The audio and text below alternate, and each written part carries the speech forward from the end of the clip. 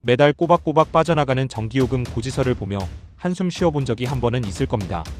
근데 내가 쓰지도 않은 엉뚱한 나라의 전기 생산 비용까지 우리 돈으로 메꿔야 하는 이상한 일이 벌어지고 있습니다.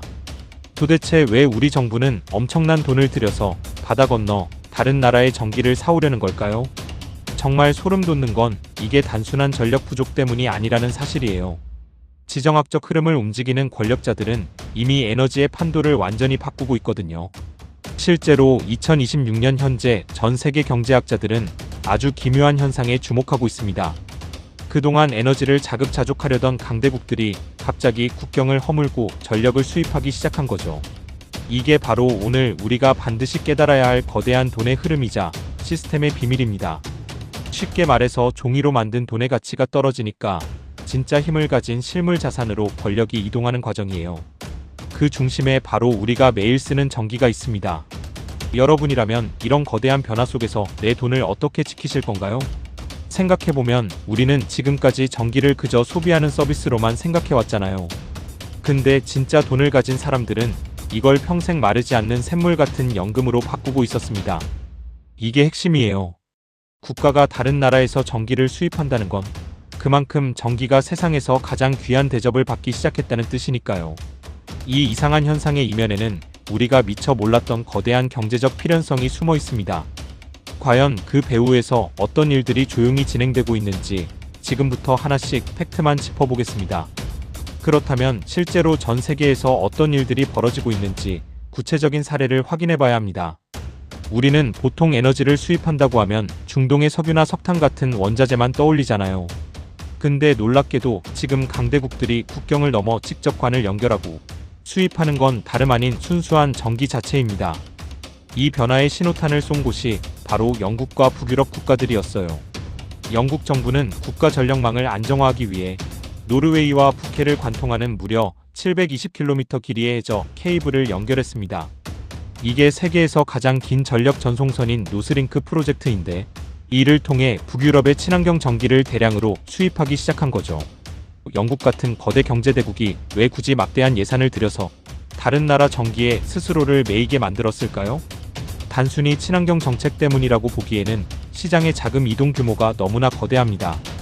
실제로 아시아에서도 비슷한 현상이 일어나고 있습니다.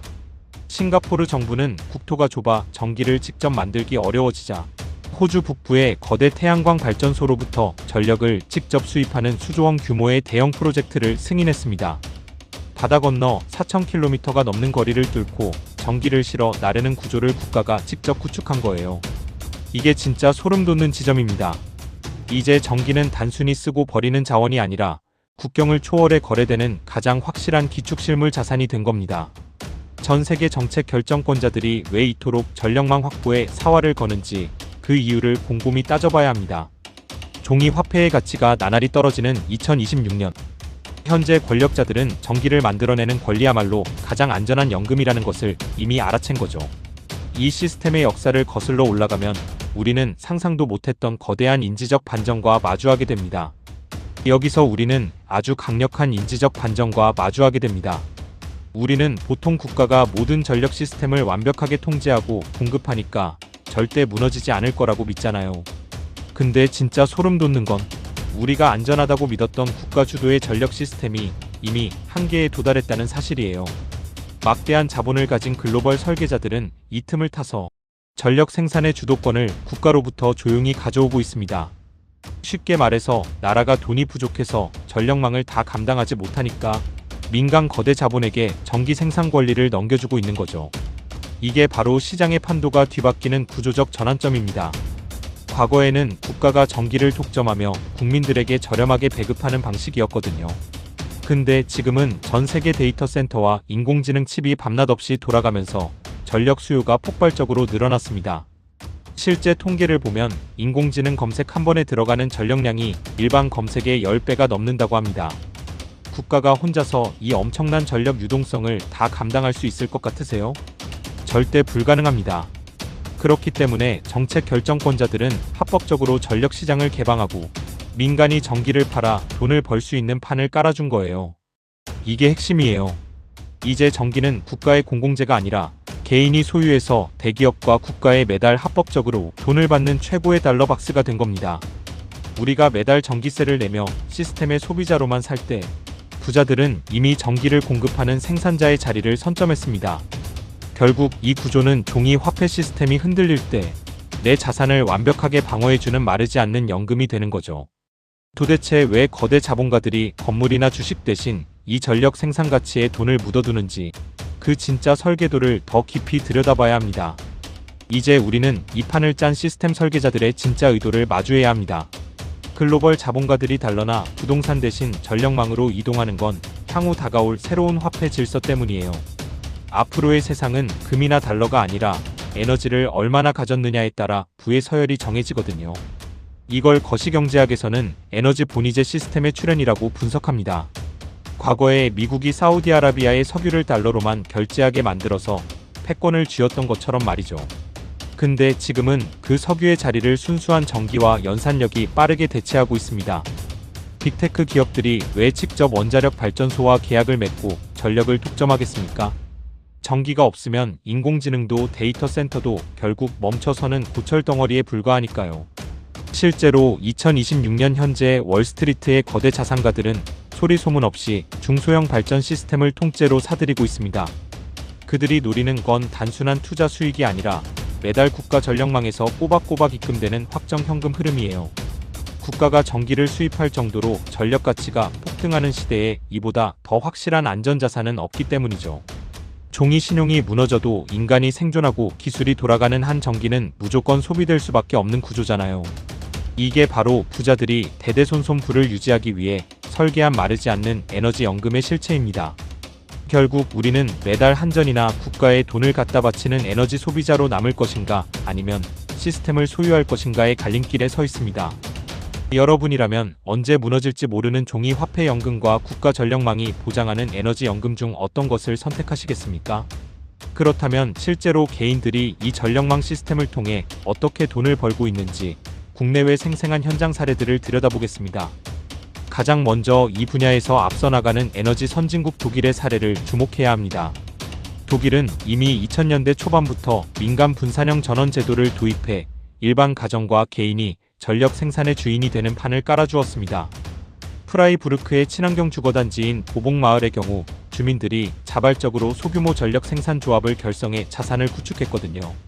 마을 건물들의 옥상에 초정밀 태양광 패널을 설치하고 여기서 생산된 전기를 지역 전력회사에 비싼 가격으로 되팔았습니다. 실제로 이 마을 주민들은 매달 전기세를 내기는커녕 연평균 수천 유로에 달하는 에너지 배당금을 통장으로 돌려받고 있습니다. 국가의 거대 전력망을 개인들이 합법적으로 역이용해 마르지 않는 연금 통장으로 대체해버린 아주 대표적인 성공 사례인 거죠. 미국의 캘리포니아주 역시 개인들이 테슬라의 가정용 에너지 저장 장치인 메가팩 시스템을 활용해 가상 발전소를 구축하고 있습니다. 낮 시간에 내 집 지붕에서 생산된 전기를 배터리에 모아두었다가 전력 수요가 폭발해 전기 요금이 가장 비싸지는 저녁 시간에 전력회사에 되파는 구조예요. 이 가상 발전소 시스템에 참여하는 미국 개인들은 매년 수백만 원의 추가 고정 수입을 올리며 새로운 에너지 계급의 주인으로 올라서고 있습니다. 그렇다면 우리나라 사정은 어떨까요? 우리나라도 이미 법적으로 개인이 전기를 생산해 돈을 버는 구조가 완벽하게 정착되어 있습니다. 실제로 전라남도 신안군이나 경상북도, 영덕 같은 일조량이 풍부한 지역을 중심으로 거대한 에너지 노다지가 형성되고 있거든요. 특히 최근 소름 돋는 트렌드는 바로 외지 자산가들이 시골의 평범한 염전이나 축사 지붕을 통째로 임대해 100kW급 소규모 태양광 발전소를 짓고 있다는 사실입니다. 농어민들과 상생한다는 명분 뒤에 숨겨진 진짜 목적은 한전과 대형 발전사들이 의무적으로 사줘야 하는 신재생에너지 공급 인증서 계약이에요. 이 일을 통해 한번 발전소를 지어두면 최소 20년 동안 국가가 가격을 보장해주는 확정현금 흐름을 손에 쥐게 되는 특징을 보입니다. 하지만 우리는 이 시스템의 설계도를 양면성이라는 냉철한 시각으로 확실하게 분석하고 진입해야 합니다. 세상에 공짜는 없듯이 이 에너지 연금 시스템 역시 아주 명확한 구조적 장점과 단점이 공존하고 있으니까요. 가장 큰 장점은 거시경제학적으로 종이 화폐 가치가 폭락하고 인플레이션이 와도 내 자산의 가치가 완벽하게 방어된다는 점입니다. 물가가 오르면 전기요금과 전력 도매 가격도 실물 자산의 가치에 비례해서 자동으로 같이 상승하는 구조를 가지고 있거든요. 게다가 주식이나 부동산처럼 매일 시세를 확인하며 스트레스를 받을 필요가 없고 국가공기업인 한전이 부도나지 않는 한 거래 대금이 미납될 리스크가 제로에 가깝다는 엄청난 안정성이 있습니다. 이게 부자들이 왜 상가 건물 대신 전력 생산 권리를 선택하는지 증명해주는 필연적인 이유입니다. 반면에 우리가 반드시 직시해야 할 날카로운 단점과 리스크도 존재합니다. 초기에 발전 시스템을 구축하기 위해 수천만 원에서 수억 원에 달하는 대규모 초기 자본이 묶이게 되는 구조적 유동성 저하가 첫 번째 장벽입니다. 또한 날씨나 계절 같은 자연 기후 조건에 따라 매달 생산되는 전력량의 편차가 생길 수밖에 없다는 물리적 한계도 지니고 있죠. 무엇보다 가장 조심해야 할 부분은 정부의 정권 교체나 한전의 제도 변경에 따라 전력 매입 단가 정책이 수시로 요동칠 수 있다는 규제 리스크입니다. 실제로 제도적 허점을 잘 모르고 뛰어들었다가 선로 용량이 부족해 전기를 만들어 놓고도 전력망에 연결하지 못해 발을 동동 구르는 개인들도 많거든요. 이런 불확실성 속에서도 우리가 이 시스템에 주목해야 하는 진짜 이유는 결국 거대한 권력의 축이 에너지로 이동하고 있기 때문입니다. 철저한 분석 없이 뛰어드는 자에게는 독이 되지만 시스템의 규칙을 완벽히 이해하는 자에게는 평생 마르지 않는 달러박스가 된다는 사실을 기억해야 합니다. 결국 자산의 주권을 쥐는 자가 새로운 질서의 주인이 됩니다.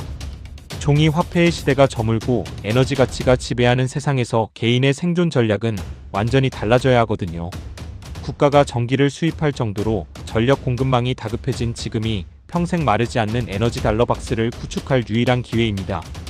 실제로 주변을 보면 건물 옥상이나 유유부지에 100kW급 소규모 태양광 발전소를 설치해서 한전에 전기를 파는 사람들이 늘고 있어요.